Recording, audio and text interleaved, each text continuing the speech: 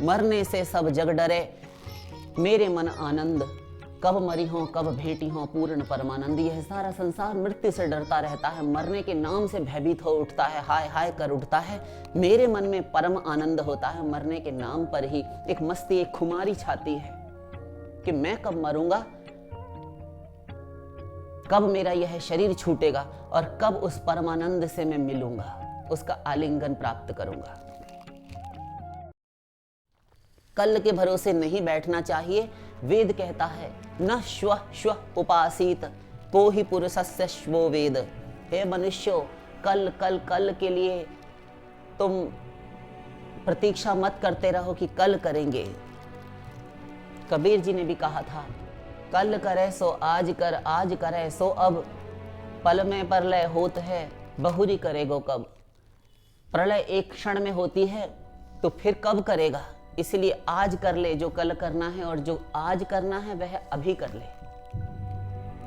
अगला क्षण मिले ना मिले, क्योंकि अभी वेद ने भी कहा, महाभारत भी कहता है, को ही जानाति कस्याद्य मृत्यु कालो भविष्यति। यह मानव शरीर हर क्षण प्रतिपल मृत्यु के मुख में पड़ा हुआ है, कुछ पता ठिकाना नहीं कब छिन जाए। मृत्यु बिना कोई पूर्व सूचना दिए, बिना कुछ बताए कब आ जाए और ले जाए, कोई नहीं जानता। दुर्लभो मानुषो देहो देहिनां क्षणभंगुर तत्रापि दुर्लभम मन्ये वैकुंठ प्रिय दर्शनम। तो यह मानव शरीर, यह नरतन नरदेह, यह विनश्वर है। ये पाकर हम वो काम कर लें, शीघ्र कर लें, अतिशीघ्र कर लें जो करने के लिए भेजा गया है। हमें यह शरीर देकर भेजा गया है, और फिर ये रहे या छूटे जाए, नष्ट हो, शोक और भय कैसा, ग्लानि कैसी। ये तो नष्ट होना है, यह तो नश्वर है, ये तो मिटेगा, ये तो छिनेगा, ये तो जाएगा, ये तो मरेगा, ये तो गलेगा, ये तो सड़ेगा।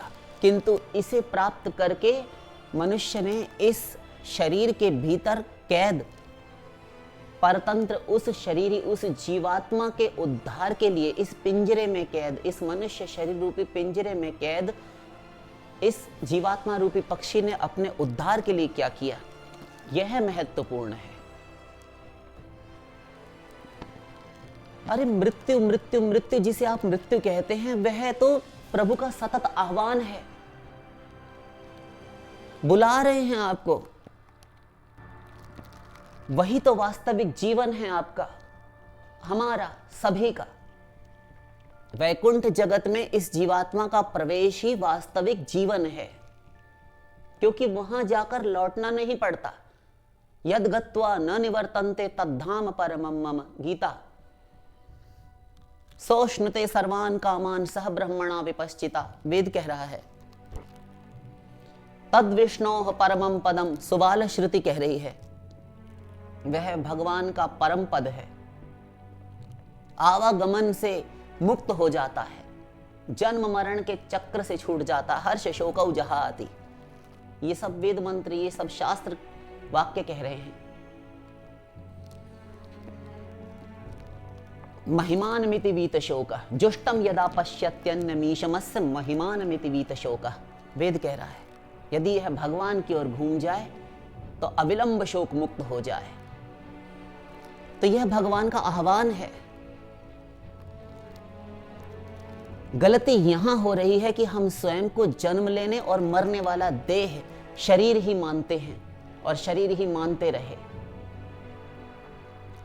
ये सबसे बड़ी विडंबना है। जो सारी गड़बड़ है वो यहां है कि हम अपने आप को जन्मने और मरने वाला मानते हैं। मनुष्य प्रतिदिन, हर दिन, रोज मरने के भय से हजार बार मरता है, दिन में सहस्त्रों बार मरता है। चिंताएं, शोक, दुख, इन सब के कारण मनुष्य हर दिन मरने की कोशिशें करता है, सिवाय एक जीने के। अरे आपको यदि ढूंढना ही है, खोजना ही है, खोज ही करनी है, तो जिंदगी की करो, एक नवीन जीवन की खोज करो।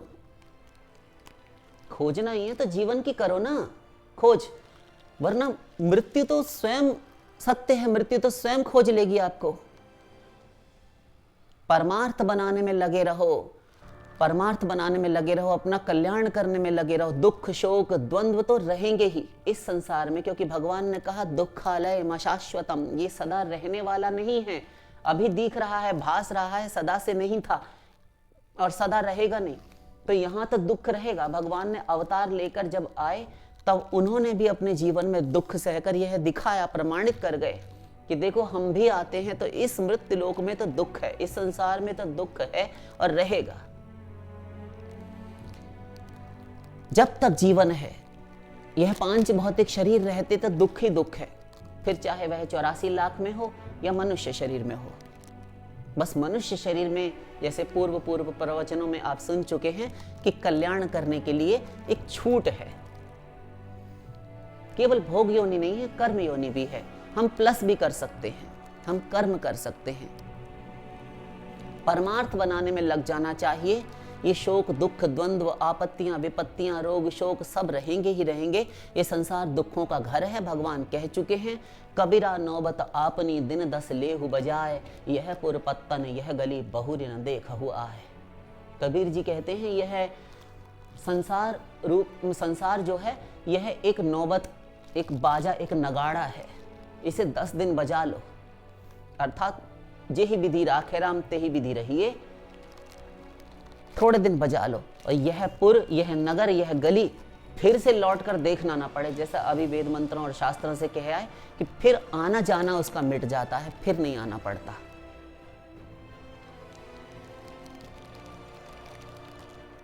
ऐसा कर चलो कि यहां फिर आना ही ना पड़े, छूटे जंजाल, निजात मिले। सह लो कुछ दिन, सह लो। पानी केरा बुदबुदा असमानस की जात, एक दिना छिप जाएंगे तारे ज्यों प्रभात। वैसे ही क्षण मात्र में जीवन का कहीं भी किसी भी क्षण अंत हो सकता है। यह समझे रहेंगे तो हम गफलत में, ये व्यर्थ के कार्यों में, पचड़ों में अपना समय इस प्रपंच में नहीं गंवाएंगे। हम सदा एक कदम पर खड़ी हुई मृत्यु को देखेंगे तो अपना परमार्थ बनाएंगे, उससे हम भ्रष्ट च्युत नहीं हो सकते। झूठे सुख को सुख कहे मानत है मनमोद, जगत चबे ना काल को कछु मुख में कछु गोद। मालिन आवत देख कर कलियां करें पुकार, फूले फूले चुन लिए काली हमारी बार।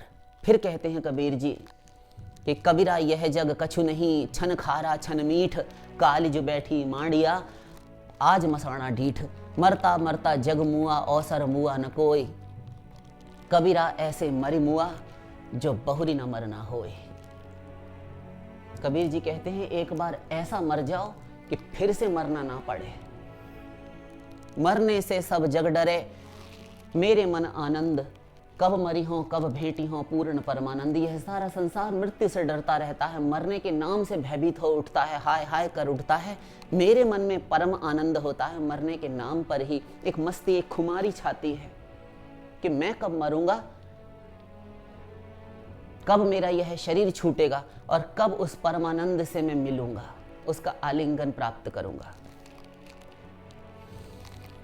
वैद मुआ रोगी मुआ, मुआ सकल संसार, एक कबीरा ना मुआ जिसका राम आधार। डॉक्टर्स मर गए, वैद्य मर गए, नीम हकीम मर गए, रोगी मर गए, सारा संसार मर गया, किंतु कबीर जी कहते हैं एक मैं ही नहीं मरा, क्योंकि मेरे तो राम नाम का आधार है। आप नया कपड़ा बदलेंगे बस, तो आप भयभीत होते हैं कि क्या होगा क्या होगा, जब मृत्यु आएगी कुछ नहीं होगा, कुछ नहीं होगा। होगा क्या?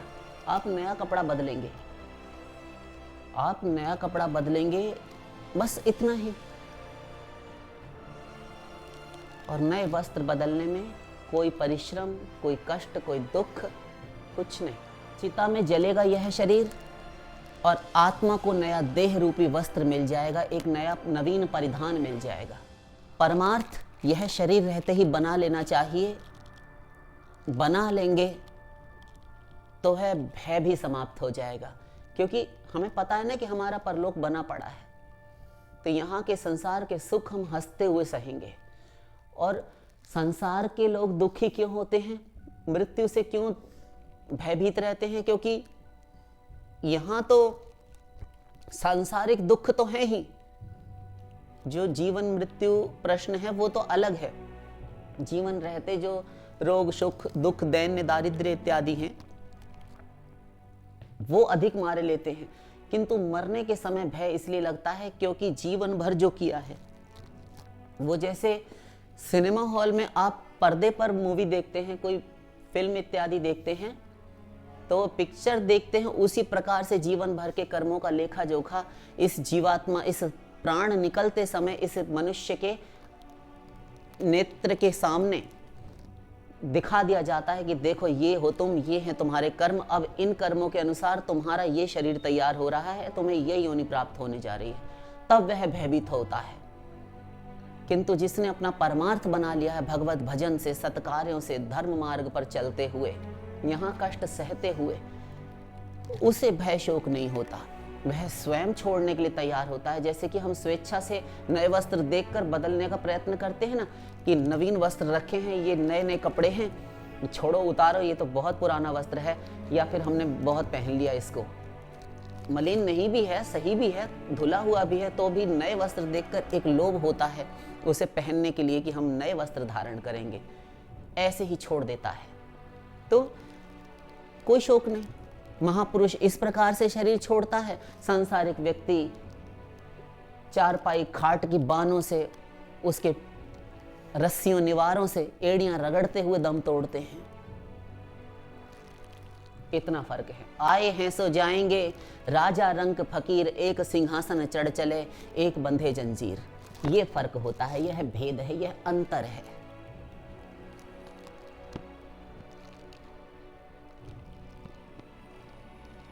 तो परमार्थ रहते ही यहाँ यह यदि हम बना लेंगे, यह शरीर रहते ही परमार्थ यदि हमने बना लिया, तो वह मृत्यु का भय भी समाप्त हो जाएगा कि हाय हम मर जाएंगे, हम मर जाएंगे, हम मर जाएंगे। ये जो हम हर समय भयम द्वितीयाभिनिवेश तस्या, ये भय, ये द्वितीय अभिनिवेश है, मृत्यु का भय, अभिनिवेश पंचक्लेश में। सुखदेव जी ने फटकारा परीक्षित को भागवत में, त्वं तु राजन मरिष्येति पशु बुद्धि मिमाम जहि। त्याग करो, मैं मर जाऊंगा, मर जाऊंगा, ऐसी पशु बुद्धि का त्याग करो, क्योंकि पशु को ही सदा चिंता रहती है कि मैं मर जाऊंगा, कहीं कोई हमें मार न दे। आप शराफत से बिल्कुल सीधे अपने रास्ते चले जा रहे हैं, कोई गौ है, कोई कुत्ता है, कोई पशु है, वह आपको देखकर सशंकित रहता है, भयभीत बना रहता है कि पीछे से मार न दे कहीं। तो यह पशु बुद्धि होती है। मनुष्य को तो ऐसी बुद्धि नहीं होनी चाहिए। तो सुखदेव जी ने परीक्षित को डांटा, त्यागो इस पशु बुद्धि को, त्याग करो इसका कि मैं मर जाऊंगा। वही हाल इस संसार का है, वही हाल संसार का है। अरे मृत्यु कोई ऐसी वस्तु नहीं जो औरों के साथ ना हो, केवल हमें ही मिलनी हो, तो हम सोचें कि नहीं भगवान के विधान में खोट है, उसके नियम में दोष है, हमें दे दिया उसको नहीं दिया। ये तो सबके साथ है। वैद्य, रोगी, महात्मा, विद्वान, मूर्ख, सभी मृत्यु के लिए न्योते जा चुके हैं, सभी मृत्यु के मार्ग से ही होकर गए हैं, सब वहीं से गए हैं। बस केवल एक साथ अगर नहीं गया तो यह संसार नहीं गया, यह धन, ये रिश्ते, ये नाते, ये प्रपंच, यह बखेड़ा, ये सब साथ नहीं ले जा पाया कोई, और ना ले जा पाएगा।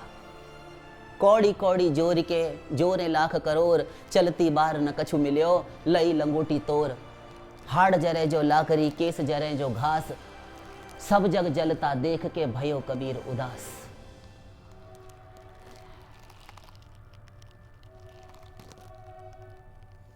मृत्यु का बुलावा निमंत्रण आया तो सब माँ बाप, बेटा, पत्नी, पुत्र, स्वजन, संबंधी, बंधु बांधव खड़े रहकर देखेंगे। कोई कुछ कर नहीं सकेगा, कोई नहीं रोक सकेगा।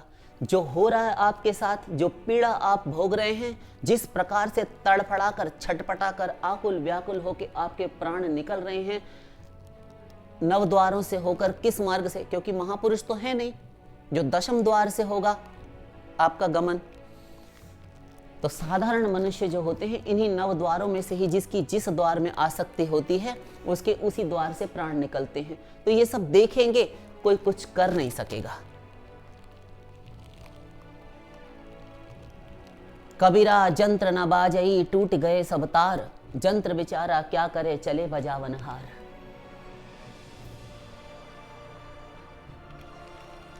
कहने का अर्थ यही है कि इस नश्वर क्षण भंगुर शरीर के लिए रोने का कोई लाभ नहीं, क्योंकि यह अपरिहार्य है। और इसी क्षण भंगुर, इस नश्वर विनाशी विनाशशील, इस मरण धर्मा, इस पार्थिव लिंग देह, इस चतुर्विंशति तत्व से निर्मित शरीर की मृत्यु ही मृत्यु है। इसका छूट जाना ही मृत्यु है। मृत्यु कोई बहुत बड़ी दुर्घटना नहीं है।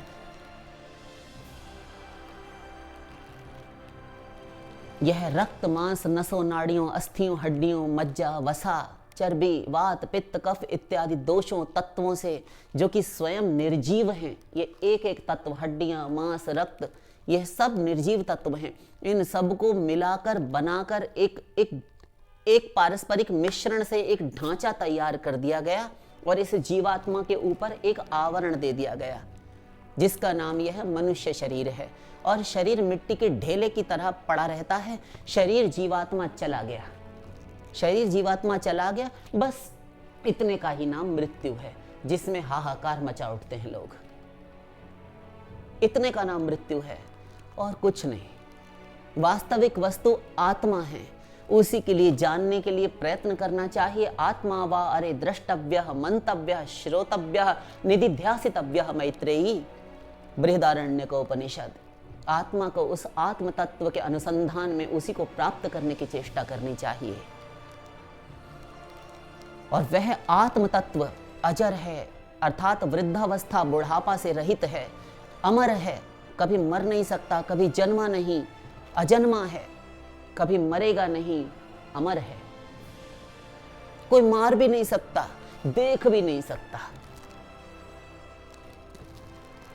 और इसे किसी प्रकार से समझाया भी नहीं जा सकता कि आत्मा को समझाइए। अनिर्वचनीय तत्व है। ब्रह्म जीव माया तीनों अनिर्वचनीय, इनके विषय में कुछ कहा नहीं जा सकता, समझाया नहीं जा सकता। हम जिसे हम कहते हैं, ध्यान दीजिए, हम जिसे हम कहते हैं वह वस्तुतः शरीर नहीं है। हम कहते हैं ना कि हम वहाँ गए थे, हम अमेरिका गए थे, हम दिल्ली गए थे, तो ये हम का अर्थ है आत्मा। शरीर जब हम कह रहे होते तो हमारा अर्थ शरीर से नहीं वरन आत्मा से ही होता है। किंतु जो जन्म और मरण को जानते नहीं, आत्म तत्व को नहीं जानते, तो वो अज्ञानी अथवा अविवेकी जन हम आत्मा को ना मानकर शरीर को मान लेते हैं। यह अजर अमर नित्य तत्व आत्मा ही है और कुछ नहीं है। तो ऐसा ना मानिए कि मैं मरने पर, अर्थात शरीर के मरने पर मैं मर गया, आत्मा मर गया। कि जो तत्व, जो वस्तु शरीर के छोड़ देने के पश्चात भी जो का त्यों जस का तस रहता है, फिर जो जीवित है उसके लिए आप रोएं पीटें झीकें शोक करें, यह उचित नहीं है। क्योंकि शरीर छिन गया, शरीर तो अनंत बार मिले, ये शरीर रूपी परिधान, ये वस्त्र अनंत बार मिले, जीर्ण शीर्ण जरा जीर्ण हुए, दबा दिए गए तो कीड़े बन गए मिट्टी में, किसी जीव ने खा लिया जल में, किसी जीव ने खा लिया तो विष्ठा, उस जीव के मलमूत्र आदि बन गए। और यदि अंत्येष्टि क्रिया अपने सनातन वैदिक धर्म के अनुसार यदि अग्नि के सुपुर्द कर दिया गया तो पंच तत्वों में परिणति हो गई, विलीन हो गया। यह पार्थिव देह, इसकी 2 मुट्ठी राख हो गई। बस ये 3 गतियां हैं, कृमिविड भस्म, ये 3 गति शास्त्र कहता है। इसके सिवा चौथी कोई गति इस शरीर की नहीं होती। तो फिर आप रोए झीके किस लिए? किंतु जो आत्मा था वो वैसा का वैसा ही बना रहा, अपरिवर्तनशील है। मरना तो छोड़िए, अपरिवर्तनशील है, परिवर्तन भी नहीं हुआ करता आत्मा में, तो फिर शोक किसके लिए? तो यह उचित नहीं है कि आप नित्य सनातन अनादि अनंत शाश्वत अमर अजर अविनाशी तत्व होकर, आत्मा होकर इस प्रकार शोक करें। स्वयं को पहचानिए, आप आत्म तत्व हैं। वासांसि जीर्णानि यथा विहाय नवानि गृह्णाति नरोपराणि तथा शरीराणि विहाय जीर्णान्यन्यानि संयाति नवानि देहि। गीता 2 अध्याय का 22वां श्लोक। इसलिए मृत्यु से डरने की आवश्यकता नहीं है, नहीं है, नहीं है। मरने के बाद भी आत्मा का अस्तित्व, इसका वजूद रहता है, रहेगा। सारी बातों का सार यदि कहें तो इस शरीर को पाकर संसार में आना ही जीवन है। ध्यान दीजिए, शरीर को पाकर संसार में आना, जन्म लेना ही जीवन है। इस पांच भौतिक पृथ्वी, जल, तेज, वायु, आकाश, पंच तत्वों से निर्मित जड़ प्राकृत शरीर को दिव्य आत्मा का त्याग कर चले जाना ही मृत्यु है। तो जन्म, मरण, जीना, मरना, आना जाना, इनसे यदि छुट्टी और मुक्ति, निजात पाना है तो प्रभु सेवा, प्रभु की भक्ति, प्रभु का नाम जप, नाम श्रवण, कीर्तन, नवधा भक्ति अंगयाजन, षड्विधा शरणागति, सत्संग, ये सब कीजिए। प्रभु के भक्तों की मृत्यु नहीं होती। और शास्त्र में कहा गया, स्वयं भगवान ने भी शास्त्रों में कहा कि जो वैष्णवों में, मेरे भक्तों में मृत्यु बुद्धि, मनुष्य बुद्धि करता है, जो गुरु में मनुष्य बुद्धि करता है, उसका सब कुछ क्रियाकलाप, सारे दान, धर्म, तीर्थ, व्रत, उपवास, ये सब निष्फल हो जाता है, वह नामापराधी हो जाता है। न मर्त्य बुद्धिया सूयेत।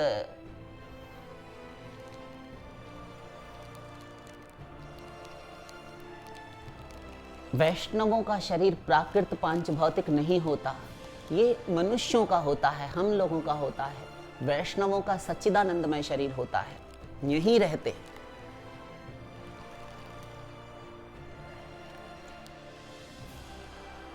प्रभु के भक्तों की मृत्यु, जन्म, मरण इत्यादि नहीं हुआ करते। वे तो स्वेच्छा से अथवा प्रभु की आज्ञा, उनके आज्ञा पालन, किसी विशेष कार्य के प्रयोजन की सिद्धि के लिए भगवान की आज्ञा के अंतर्गत आते हैं।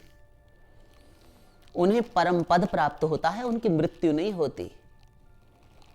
वेदाहमेतं पुरुषं महान्तमादित्य वर्णं तमसः परस्तात् तमेव विदित्वाति मृत्युमेति नान्यः पंथा विद्यते येनाय। श्वेताश्वतर उपनिषद 3:8। अर्थात उस ईश्वर को, उस परम तत्व को, उस भगवान को जान लेने के उपरांत ही, उसको प्राप्त कर लेने के बाद ही जीव, यह जीवात्मा जन्म मृत्यु रूप दुस्तर भव संसार सागर से उत्तीर्ण हो सकता है, पार हो सकता है, इसका कल्याण हो सकता है। और उसी कल्याण के लिए प्रयत्न करना चाहिए। मृत्यु के लिए हाय हाय करके शोक नहीं करना चाहिए। भक्तों की मृत्यु नहीं होती। भक्तों को तो स्वयं जलम भित्वा यथा पद्मम नरकाद उद्धराम्य हम, भक्तों को तो भगवान स्वयं कहते हैं कि जिस प्रकार जल को, कीचड़ को भेद कर कमल बाहर आ जाता है और निर्लिप्त, पवित्र, सुगंधित, सुवासित बाहर आता है, लिप्त होकर नहीं आता कि कीचड़ से जन्म लिया तो गंदा हो गया, नहीं, ऐसे मैं आकर स्वयं ले जाता हूं। ये ठेका, ये जिम्मेदारी तो प्रभु की है।